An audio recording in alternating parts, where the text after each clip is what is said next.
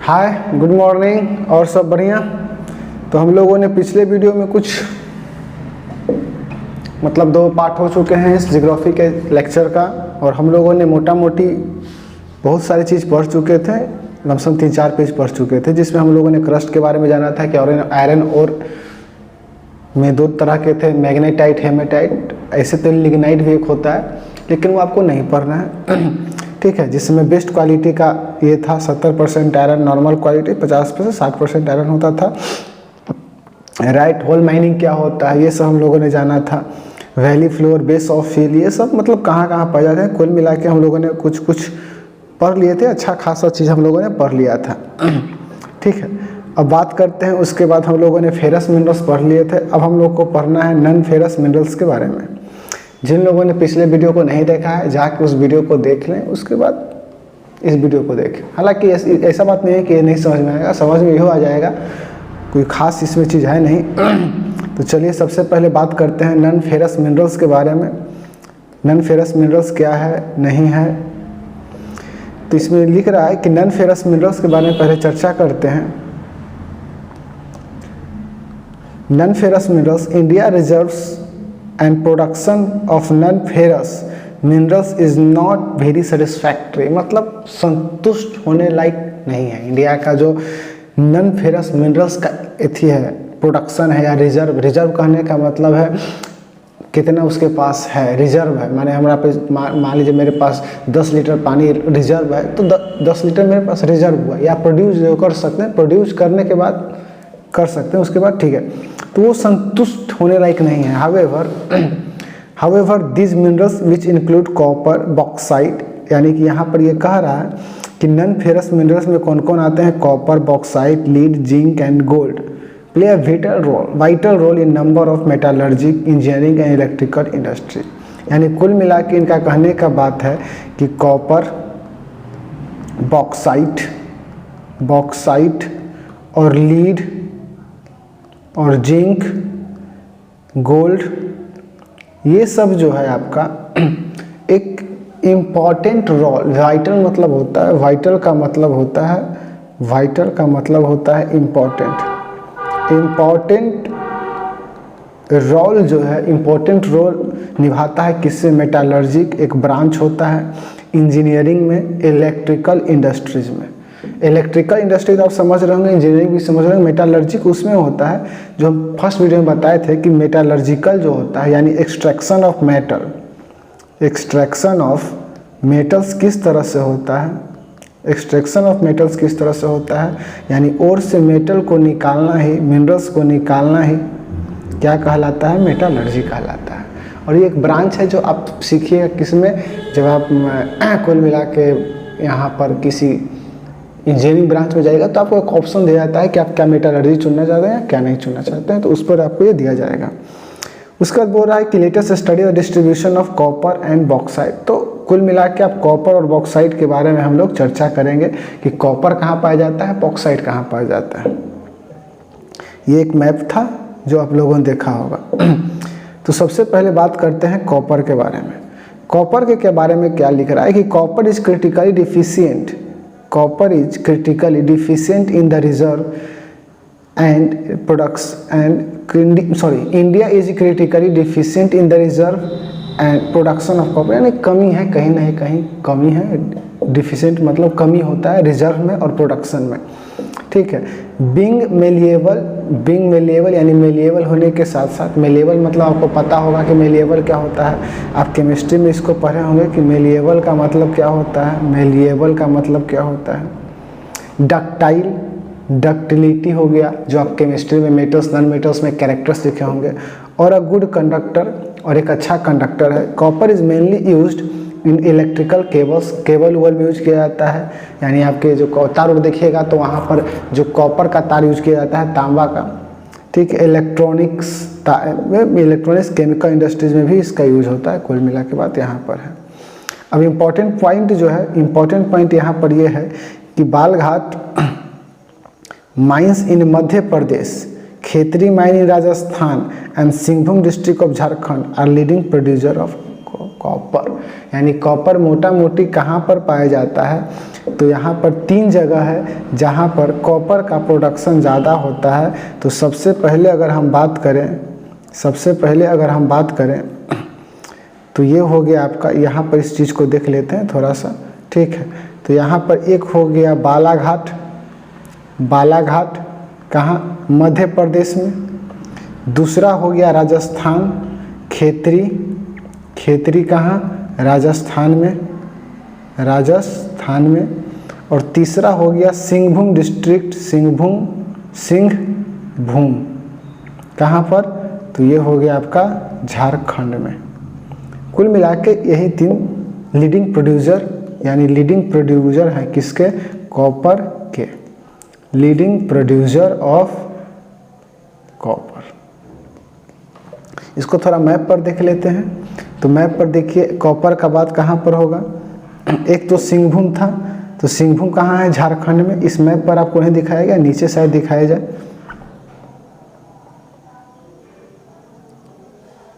इसमें भी नहीं है, चलिए कोई बात नहीं, ठीक है। इसको ध्यान में रखिएगा कहाँ कहाँ का है। तो बालघाट माइंस मध्य प्रदेश एमपी में बालघाट हो गया, ठीक है। खेतरी राजस्थान के खेतरी में हो गया, और सिंहभूम डिस्ट्रिक्ट झारखंड में, यहाँ पर आपको ये बनाया जाता है। उसके बाद आते हैं बॉक्साइट के बारे में। बॉक्साइट क्या होता है उसके बारे में पहले चर्चा कर लेते हैं। बॉक्साइट क्या होता है, दो सेवरल ओर्स कंटेन अल्युमिनियम बहुत सारे ओर्स में पाया जाता है, ठीक है। यानी बॉक्साइट जो है एक ओर है किसका, एल्यूमिनियम का, यानी एल्युमिनियम जो है इसी से एक्सट्रैक्ट किया जाता है, निकाला जाता है। इट इज़ फ्रॉम बॉक्साइट, ठीक है। अ क्ले लाइक सब्सटेंस, मतलब क्ले का मिट्टी देखे हैं ना, उस तरह से होता है। That alumina and later alumni is obtain. सबसे पहले क्या होता है, बॉक्साइट से एल्यूमिनियम मिलता है, और उसके बाद एल्यूमिनियम ऑब्टेन्ड होता है। ये चीज़ बात है।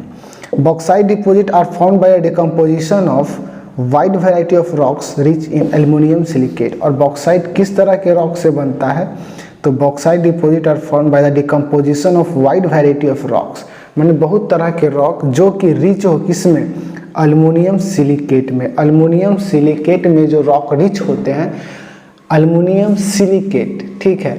तो एल्युमिनियम यहाँ पर नाम देख रहे हैं आप, यहाँ पर आपको नज़र आ रहा होगा कि एल्युमिनियम नाम इसमें है।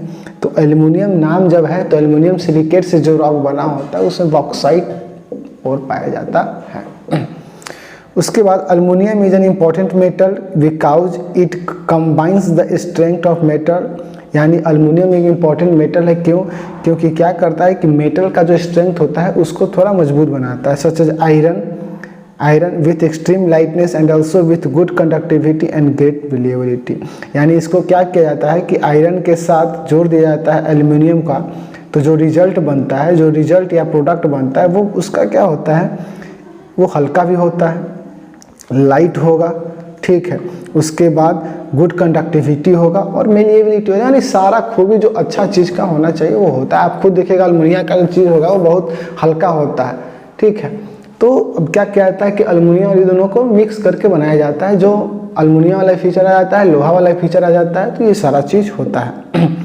India bauxites are mainly found in the Amarkantak plateau. कहाँ कहाँ पाए जाते हैं, तो सबसे पहले ध्यान दीजिएगा कि अमरकंटक प्लेटू, मैकाल हिल्स और plateau region of Bilaspur Katni, ठीक है। यानी अमरकंटक का पठार, ठीक है, मैकाल हिल्स हो गया, और plateau region of Bilaspur Katni. और ये जो है बिलासपुर कटनी वाला जो पोर्शन है आपका, ये मध्य प्रदेश में पड़ जाता है, ठीक है। और ये सब तो आपका प्लेट्यू हो जाता है। तो ये एक ऐसा फिक्स नहीं है कि एक ही जगह पर एक ही स्टेट में हो, ये मतलब बहुत सारे जगह, मतलब 2-3 स्टेट्स को भी छू सकते हैं। तो ये प्लेट्यू वाला आप मैप खोल लीजिएगा, फिजिकल मैप ऑफ इंडिया खोलिएगा, आपको फिजिकल मैप ऑफ इंडिया आप जब खोलिएगा, ठीक है, तो वहाँ पर आपको अमरकंटक, प्लेट्यू और मैकाल हिल्स मिल जाएगा। हाँ, लेकिन एक चीज़ कंफर्म है कि ये जो मिलेंगे आपको, ये नीचे वाला जो मैप है, मान लेते हैं इस तरह से, ये वाला जो नीचे वाला पोर्शन है, ये वाला पोर्शन, ठीक है, तो इन्हीं वाले रेंज में अमरकंटक का पठार यहीं पर इसी रेंज में मिलेंगे आपको, क्योंकि ये जो रीजन है आपका, ये प्लेट्यू से भरा हुआ है। यानी यहीं पर, सॉरी, यहीं पर क्या हो गया है आपका केवल प्लेट्यू यहाँ पर है, ठीक है। तो यहीं पर ज़्यादा प्लेट्यू है तो आसानी से आपको पता चल जाएगा कि कहाँ पर क्या हो रहा है। कुल मिला के बात यहाँ पर यह है। तो 3 चीज़ को ज़रा ध्यान रखिएगा, क्या क्या कि भैया मिलता कहाँ पर है बॉक्साइट। सबसे पहले तो एक हो गया अमरकंटक, अमरकंटक,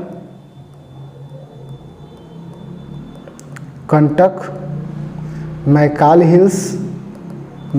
हिल, और तीसरा हो गया बिलासपुर कटनी रीजन, यानी plateau region of Bilaspur Katni. इन चीज़ों को आप थोड़ा सा याद कर लीजिएगा तो आपको ज़्यादा सही रहेगा, ठीक है। ये चीज़ हो गया। चलिए उसके बाद हम लोगों ने बॉक्साइट पढ़ लिया, उसके बाद थोड़ा सा और देख लेते हैं क्या क्या है। यहाँ पर थोड़ा सा इम्पोर्टेंट चीज़ दिया है कि सबसे पहले देखिए यहाँ पर इसको, यहाँ पर दिया हुआ है कि बॉक्साइट प्रोडक्शन में 2016 में इंडिया उड़ीसा 1 नंबर पर है, गुजरात 2nd नंबर पर है, तीसरे पर झारखंड है, चौथा पर छत्तीसगढ़ है, 5वें पर महाराष्ट्र है। इस तरह से तो आप इस डाटा को देख के याद कर सकते हैं। उसके बाद आते हैं उड़ीसा और the largest bauxite producing state in India, यानी उड़ीसा जो है वो लार्जेस्ट बॉक्साइट प्रोड्यूसिंग स्टेट है, यानी सबसे ज़्यादा अगर कहीं पर प्रोडक्शन होता है तो वो उड़ीसा में होता है, ठीक है। Panchpatmali deposit in Koraput district, Orissa में है कोरापुट डिस्ट्रिक्ट, ठीक है। सबसे इम्पोर्टेंट बॉक्साइट डिपॉजिट है स्टेट में, यानी कुल मिला के बात है कि 3-4 जगह आप जान गए, Amarkantak, plateau, Maikal hills, Bilaspur Katni region. उसके बाद उड़ीसा जो है सबसे नंबर 1 पर आ रहा है। तो उसमें जो सबसे इम्पॉर्टेंट पोर्शन जो है, ठीक है, सबसे इम्पॉर्टेंट वाला जो रीजन है वो आपका कौन सा है, Koraput district are the most important bauxite, यानी इसको लिख सकते हैं कि कोरापुट डिस्ट्रिक्ट सबसे इम्पॉर्टेंट है कहाँ, उड़ीसा में। कुल मिला के आप लोगों ने उड़ीसा भी, ये भी बॉक्साइट वाला भी हम लोगों ने पढ़ लिया। उसके बाद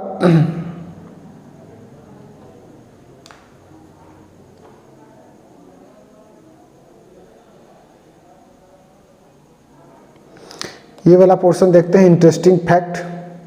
इंटरेस्टिंग फैक्ट में क्या कह रहा है कि after the discovery of aluminium के खोज होने के बाद इम्पेरियर नेपोलियन तृतीय जो थे, और buttons and hooks on his cloth, यानी उनके जो बटन और हुक होते थे वो अल्मुनियम के बने होते थे। And serve food to his more illustrious guest, यानी प्रसिद्ध जो गेस्ट उनके आते थे उनको अल्मुनियम के बर्तन में ही क्या किया जाता था, खाना दिया जाता था। एंड द लेस ऑनरेबल, ठीक है।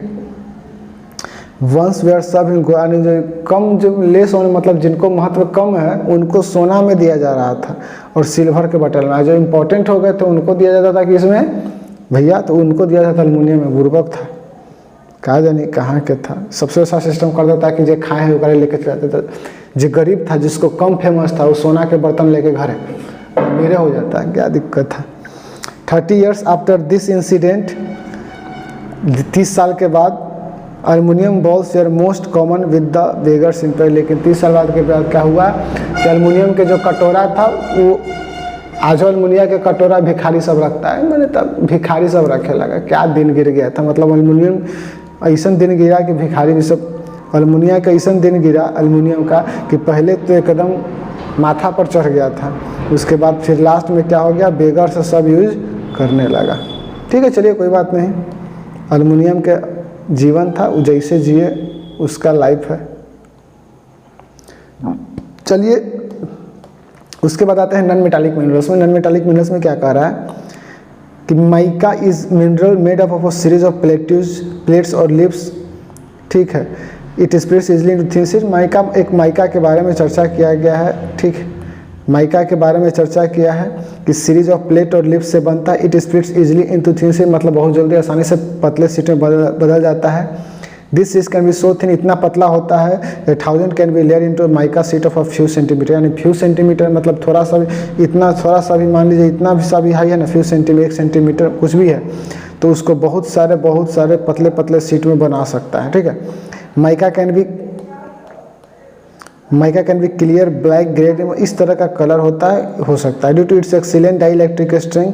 डाई इलेक्ट्रिक स्ट्रेंथ क्या होता है ये आपको भी समझ में नहीं आएगा, जब फिजिक्स पढ़िएगा तो समझ में आएगा। तो इस चीज़ को यहीं पर रखते हैं कि जो काम का चीज़ उस पर देखते हैं। लो पावर लॉस फैक्टर, यानी लो पावर लॉस फैक्टर कहने का मतलब है कि एक तरह से हम समझा देते हैं कि अगर जैसे मतलब यहाँ से वहाँ काम कर रहा है तो इसको पावर कम लगेगा, लॉस कम होगा एनर्जी का। तो इस तरह से कुल मिला के बात होता है।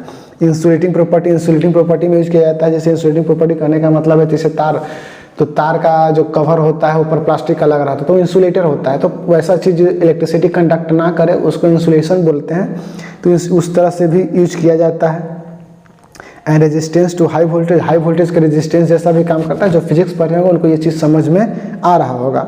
Mica is one of the most indispensable mineral use in electrical and electronic industries, यानी इलेक्ट्रॉनिक एंड इलेक्ट्रिक इंडस्ट्रीज में माइका एक ऐसा चीज़ है जिसके बिना काम नहीं चल सकता। इंडिस्पेंसिबल मतलब जिसके बिना काम ना चले, यानी इसका मतलब होता है, इसका मतलब ये वाला का मतलब होगा कि जिसके बिना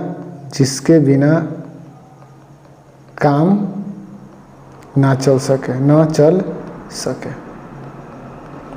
ठीक है, ये चीज़ कुल मिला के यहाँ पर ये हुआ। तो आप लोग समझ गए होंगे कि माइका का क्या क्या इंपॉर्टेंट है। तो माइका का कुल मिला के यही चीज़ था कि बहुत मतलब कुछ सेंटीमीटर हाई रहा तो उसको बहुत लेयर बना सकता है, उसका बहुत खूबी होता है। Excellent dielectric strength, low power loss factor, insulating property, resistance to high voltage, यानी कुल मिला के इलेक्ट्रिक इंडस्ट्री में, बॉल वाला बिजली वाला इंडस्ट्री में काम किया जाता है। कहाँ कहाँ पाया जाता है भैया? तो सबसे पहले पाया जाता है कहाँ पर? Mica deposits are found in the northern edge of Chota Nagpur plateau, छोटा नागपुर प्लेट्यू में पाया जाता है। गया, कोडरमा, ये तो समझ रहे हैं बिहार यूपी वाले लोग। हजारीबाग झारखंड में, यूपी झारखंड में जो गया हजारीबाग वाला इलाका है वहाँ पर ये सब पाया जाता है। यानी झारखंड में बहुत ज़्यादा फर्क पाया जाता है, माइका जो है बहुत ज़्यादा पाया जाता है। राजस्थान में कौन कौन हो गया? तो राजस्थान में अजमेर हो गया, नेल्लोर माइका बेल्ट आंध्र प्रदेश में हो गया। तो कुल मिला के यहाँ पर इतना हो गया। तो इसको एक जगह आप लोग लिख ले सकते हैं। तो लिख लेते हैं इसको एक जगह पर, कहाँ कहाँ? तो सबसे पहले आ जाते हैं राजस्थान में अजमेर हो गया, राजस्थान में अजमेर, आंध्र प्रदेश में नेल्लोर, उसके बाद हजारीबाग कहाँ पर? तो झारखंड, गया वाला बेल्ट है, ठीक है। और छोटा कोडरमा गया, इसको कोडरमा गया बोलते हैं, कोडरमा गया, कोडरमा का घाटी है, ठीक है, वहाँ अभ्रक ही पाया जाता है। चलिए कुल मिला के ये भी हो गया ख़त्म। उसके बाद आते हैं रॉक मिनरल्स, यानी वैसा रॉक जिसके अंदर मिनरल्स तो सारे रॉक के हैं, लेकिन चलिए सबसे पहले आते हैं लाइमस्टोन के बारे में चर्चा करते हैं। लाइमस्टोन में क्या क्या पाया जाता है? कैल्शियम कार्बोनेट और कैल्शियम एंड मैग्नीशियम कार्बोनेट, यानी चूना पत्थर। लाइमस्टोन में वही पाया जाता है, कैल्शियम कार्बोनेट और कैल्शियम एंड मैग्नीशियम कार्बोनेट पाया जाता है। It is found in sedimentary rocks of most geological formation. Sedimentary rocks हमने बता चुका है कि लेयर पर लेयर जब चढ़ जाता है तो उसी फॉर्मेशन में धीरे धीरे जियोलॉजिकल टाइम से बढ़ते जाता है, फॉर्मेशन होते जाता है। ज़्यादा उतावलापन नहीं होना चाहिए कि सेडिमेंट्री रॉक्स क्यों फॉर्मेशन होता है, कैसे होता है, उसके लिए आपको फिर 11 का ज्योग्राफी पढ़ना पड़ेगा। Limestone is the basic raw material for the cement industry, cement बनाने के लिए, ठीक है, या इसेंशियल मतलब आयरन वायरन पिघलाने के लिए ये सबसे इम्पोर्टेंट चीज़ होता है, ठीक है। कहाँ कहाँ प्रोडक्शन होता है भैया? तो सबसे पहले देख लेते हैं, सबसे ज़्यादा कहाँ पर होगा आपका? राजस्थान में, उसके बाद मध्य प्रदेश, आंध्र प्रदेश, छत्तीसगढ़, कर्नाटक। इस डाटा को आप लोग देख लीजिएगा और याद कर लीजिएगा। कोई समझाने वाला पोर्शन नहीं है, सिर्फ याद करने वाला है। यहाँ पर बात कर रहे हैं हजार्ड्स ऑफ माइनिंग का। तो हजार्ड ऑफ माइनिंग मतलब क्या क्या माइनिंग से दिक्कत है, तो चलिए देख लेते हैं क्या। Have you ever wondered about the effort of miners making comfortable, यानी आप कभी सोचे हैं कि जो माइनर्स यानी जो खुदाई कर रहे हैं इस चीज़ का, वो आपके लिए कितना मेहनत करते हैं, ठीक है, ताकि आपका जीवन आसान हो। What are the impacts of mining on the health, उनके हेल्थ पर क्या क्या असर पड़ेगा या इन्वायरमेंट पर। The dust and noxious fumes inhaled by miners make them vulnerable to pulmonary disease, यानी वो जो धूल निकलता है उनके लिए पल्मोनरी डिजीज माने पल्मोनरी हार्ट की बीमारी के लिए वो खतरनाक होता है। The risk of collapsing mine हो सकता है कि कभी जो है माइने ढह जाए, ठीक है, कहा कि होता है ऐसा में, मान लीजिए ना कि ये इस तरह से इस तरह से इस तरह से है, ये इस तरह से है, ठीक है, और क्या कर रहे हैं कि खुदाई हो रहा है, खुदाई हो रहा है, इस तरह से खुदाई हो रहा है, इस तरह से थोड़ा थोड़ा खुदाई हो रहा है, खुदाई हो रहा है, यहाँ से सब खुदाई हो रहा है। तो भैया नीचे वाला बेस, अब जो बेस तो है, अब बेस खत्म हो गया है, तो ई वाला जो पोर्शन है, ई वाला पोर्शन ये नीचे गिर जाता है, ठीक है, नीचे गिर जाता है। तो वो यहाँ पर जो लेबर मजदूर काम कर रहे होंगे, जो लेबर मजदूर काम कर रहे होंगे, वो तो स्वाहा, जय हिंद जय भारत हो गया, काम खत्म। तो वहाँ पर वही चीज़ रहता है कि उनको जान का भी खतरा रहता है, बीमारी तल गया है, कहीं मायने ढह गया, कहीं मूवी भी देखे होंगे तो उसमें आपको क्लियर नज़र आएगा, ठीक है। इनंडेशन, कभी बाढ़ आ गया, ठीक है। And fires in coal mines are a constant, और आग भी लग जाता है कभी कभार।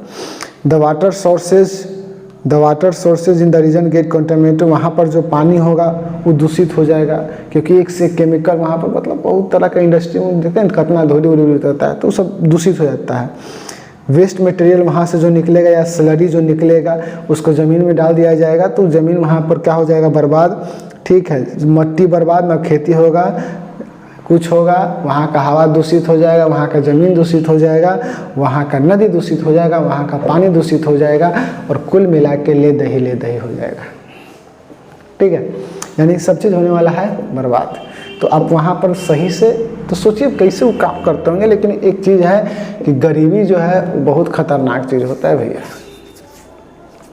ठीक है। आदमी रोटी ला कुछ करता है, हम पढ़ा रहे हैं तो रोटी कमाने के लिए पढ़ा रहे हैं, आप पढ़ा रहे हैं, आप पढ़ रहे हैं तो आपका ही मकसद ही नहीं कि ज्ञान प्राप्त कर रहे हैं, समझ रहे हैं। ज्ञान प्राप्त करने का मकसद किसी का नहीं आज का, बस उनको एक ही चीज़ चाहिए कि हमको पढ़ लिख के बढ़िया या नौकरी मिल जाए, ठीक है, पैसा कमाएं, माँ बाबू के खुश रखें, तो सही है। गलती क्या है यार, हर ज़िंदगी में अगर कोई कुछ मतलब गेन उससे ना तो क्यों झटूर के करने जाएगा। तो ये सब चीज़ देखा जाता है।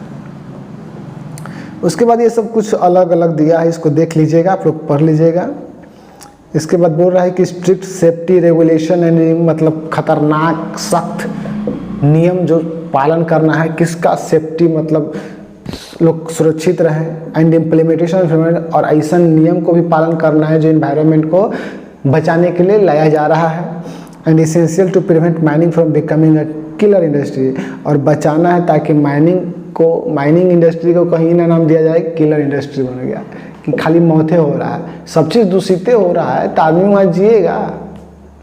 देखिएगा कोयल खान में जो काम करेगा वो करिया हो जाएगा, या वो लोग को बहुत, देखिए सीमेंट इंडस्ट्री में जो लोग काम करते हैं उनको 10 रंग के तो बीमारी हो जाता है, खाली दिन भर सीमेंट जा रहा है, यहाँ तो तनी सुन धोरी जाता है आदमी के, तो सर्दी, नाक से छींक, एलर्जी, 10 रंग के बात है। तो क्या करना है, देखिए ये भी होता है कि आदमी एडजस्ट हो जाता है, ठीक है, शरीर उन लोग का उस तरह से बन जाता है। अगर आप इस शरीर को जैसे बनेगा तो वैसा बन जाएगा। उसके बाद आते हैं कंजर्वेशन ऑफ मिनरल्स। इसमें देखते हैं क्या कह रहा है। तो कंजर्वेशन ऑफ मिनरल्स में ये कह रहे हैं कि we all appreciate the strong dependence on agriculture upon minerals deposit and the substance manufacture, यानी हम लोग सारा चीज़ पर डिपेंडेंट है, और कुल मिला के ये बात है। The total volume of workable minerals deposit is an insignificant fraction 1% of earth crust, यानी कि अर्थ क्रस्ट का 1% ही है मिनरल्स। वी आर यानी कुल मिला के 1% है मिनरल्स अर्थ क्रस्ट का। अगर ये 100% है तो 99% ही कर है। We are rapidly consuming mineral resources, और हम लोग धीरे धीरे इसको कंज्यूम कर रहे हैं। Required million of years to be created and concentrated, जो कि बनने में इतना समय लगता है, बहुत समय। The geological process of mineral formation are so slow, इतना स्लो है इनका formation, so slow that the rate of replenishment, यानी इसको तुरंत दोबारा बनने में, उस जगह पर बनने में, आर इन्फिनिटली स्मॉल, बहुत कम, मतलब जितना जल्दी, मतलब यहाँ पर इसको समझते, इस ग्राफ से समझते हैं कि जितने जल्दी इसका यूज हो रहा है, लेकिन बनने में इसको इस तरह से टाइम लग रहा है। तो भैया ग्रोथ ये बढ़ले जाएगा, इस चाल से चलेगा तो क्या होगा कि इहो तो खत्म कर दिया, इहो पुरनको नयका बन ही नहीं देगा, सब खत्म कर देगा, तो कहाँ से काम चलेगा, ठीक है। Mineral resources are there for finite and non renewable, इसलिए फाइनाइट है, सीमित है और फिर जल्दी बनने वाला नहीं है, कम से कम 1000, 2000, 2 लाख 3 लाख साल लगता है बनने में। Rich mineral deposit are our country's extremely valuable but short lived possession, यानी हमारा कंट्री इम्पोर्टेंट है, महत्वपूर्ण है, मतलब जिसके घर में सोना होगा वही ना महत्वपूर्ण होगा, कुल मिला के यही बात है। कंटिन्यूड एक्सट्रैक्शन ऑफ ओर्स, यानी ओर मतलब उसको निकालना जिससे मिनरल्स मिलता है।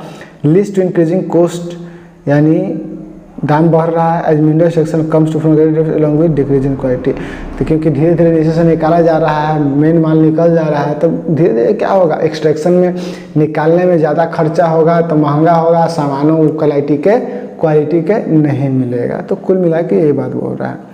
A concerted effort has to be made in order to mineral resources in a plan, तो कुल मिला के बचावे वाला भविष्य के बात कर रहा है कि भविष्य कैसे बचाना है। ठीक है, यूज़ तो हो रहा है, ख़त्म हो रहा है सामान, तो कैसे इसको बचाया जाए, तो इसको बचाने के लिए बोल रहा है सगरों बचावे यही करता है, लेकिन बचता कुछ नहीं है।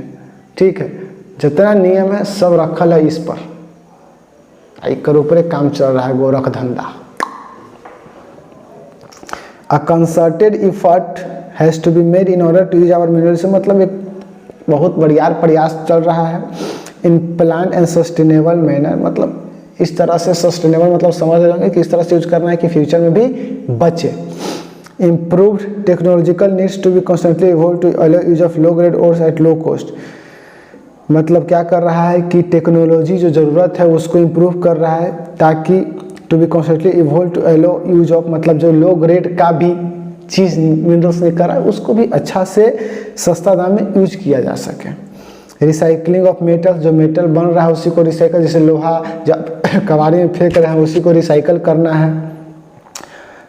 उस कबाड़ी खाना में से सामान ले आना है, स्क्रैप मेटल्स ले आना है, ठीक है, ताकि उसी को बार बार यूज हो और कुल मिला के मिनरल रिसोर्सेज एक तरह से बचे। तो कंजर्वेशन ऑफ मिनरल्स में कुल मिला के यही चीज़ था समरी कि भैया सस्टेनेबल से यूज करना है, और आदमी इतना जल्दी निकाल रहा है कि बनने में जितना टाइम लगेगा उसका ज़्यादा पहले ही ख़त्म कर देगा। तो फिर एक समय आएगा कि ख़त्म हो जाएगा। जिससे पानी की स्थिति है, पानी बहुत ज़्यादा बर्बाद लोग कर रहे हैं, पानी भर नहीं रहा है, पानी पड़ नहीं रहा है, तो कहाँ से स्टोर होगा। तो कुल मिला के ये चीज़ है। लेकिन सुने वाला कौन है, समझे वाला कौन है। अपन पेट भरता बाहर में जाए जनता, यानी अगर हमारा मिल रहा है तो बढ़िया, दूसरा के मिले चाहे ना मिले। 10% लोग होता है जो सोचता है देसला, ठीक है, रियलिटी है, भले खराब लगे लेकिन रियलिटी है, ठीक है।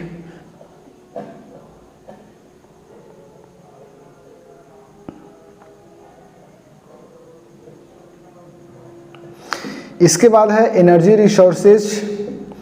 इसमें देखते हैं क्या कह रहा है कि energy is required for all activity, हर काम के लिए एनर्जी चाहिए। It is needed to cook, खाना बनावेला, लाइट हीट के लिए, गाड़ी चलावेला, मशीन चलावेला इंडस्ट्री में। कहाँ से बनेगा, तो फ्यूल से बनेगा एनर्जी। कैसे, coal, petroleum, natural gas, uranium, electricity, इस सब से बनेगा भैया। Energy resources can be classified, इसको दो भाग में बांटा जाएगा, कन्वेंशनल एंड नॉन कन्वेंशनल। इसको दो भाग में बांटा जाएगा, कन्वेंशनल एंड नॉन कन्वेंशनल। पहला हो गया कन्वेंशनल और दूसरा हो गया नॉन कन्वेंशनल। कन्वेंशनल में कौन कौन आएगा, तो कन्वेंशनल में आएगा, हरियर से करते हैं इसको, सॉरी गड़बड़ा गया,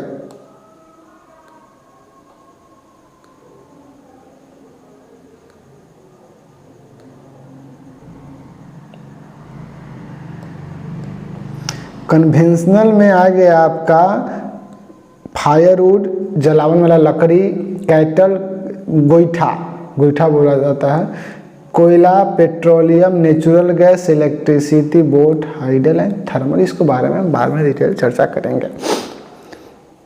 कुल मिला के जो खानदानी हम लोग यूज करीत आ रहे हैं, कन्वेंशनल माने रीति रिवाज से पुराना समय से यूज कर रहे हैं काका भाई, तो गोईठा, लकड़ी, कोयला, पेट्रोलियम, नेचुरल गैस, इलेक्ट्रिसिटी सब यूज कर रहे हैं खानदानी तरीका से, कन्वेंशनल में आएगा।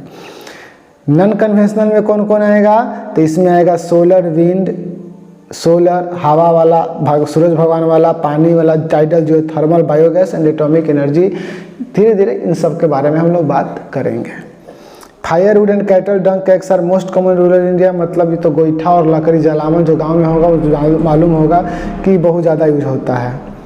अकॉर्डिंग टू वन एस्टीमेट, एक अनुमान के अनुसार 70% energy required in rural by today, यानी कुल मिलाकर कि जो 70% जो हमको ज़रूरत है, 70% गांव में वो किससे मिलता है, तो वो दो चीज़ से मिलता है। कौन कौन, एक तो हो गया जलावन का लकड़ी जलावन, और दूसरा जो हो गया,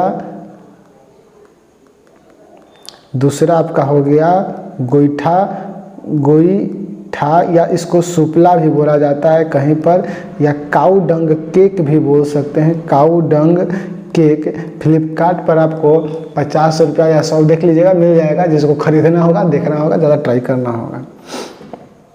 लेकिन दिक्कत क्या है कि भैया इस लकड़ी को अगर आप कंटिन्यू 1000 साल से यूज कर रहे हैं तब पेड़ तो घट रहा है और लकड़ी का यूज कंटिन्यू जारी है। तो कुल मिला के बात है कि तो जंगल पर असर पड़ेगा, तो सरकार हो गया सख्त कि आप यूज नहीं कर सकते हैं। Moreover using dung cake to is being discuss because, ठीक है। दूसरा बात कि गोईठो यूज नहीं करना है। का भाई गोईठा में क्या दिक्कत है कि गोईठा जो होता है गोबर से बनता है, गाय हुए का जो गोबर होता है, और उसको हम खाद में क्यों नहीं यूज करें। गोईठा में जला जला के धुआं कर रहे हैं, खाली दम। इसलिए देखते हैं पहले गोईठा यूज होता था तो लोगों को दम्मा का बीमारी ज़्यादा होता था। जो लेडीज होती थी जो खाना बनाते थे उनको दम्मा उमा का बीमारी की सांस से रिलेटेड होता है, ब्रीथिंग से, तो ज़्यादा होता था। ठीक है, तो वही चीज़ सरकार मना कर रहा है कि भाई ऐसा मत कीजिए, आपका स्वस्थ रहना हमारे लिए इम्पोर्टेंट है और सही भी है। स्वस्थ रहिए, मुस्कुराते रहिए। Using dung cake is to being discourage because इसका जो most valuable mineral which could be agriculture, यानी खेती में किया जा सकता है। कन्वेंशनल सोर्स ऑफ एनर्जी में हम बात कर रहे हैं सबसे पहले कोयला का। कोयला के बारे में चर्चा करेंगे, कोयला क्या कहता है नहीं कहता है।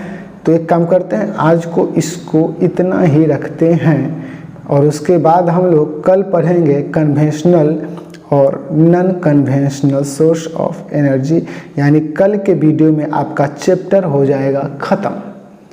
तो छोटा वीडियो रखें क्योंकि ज़्यादा लंबा वीडियो हो जाता है तो फिर आदमी बोरियत फील करने पर लगता है और एक बार में उस चीज़ को कंप्लीट नहीं देख पाता है।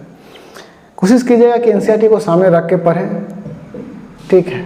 अगर अच्छा लगे तो लोगों को बताइएगा, और क्या हम कहें। चलिए, जय हिंद, जय भारत।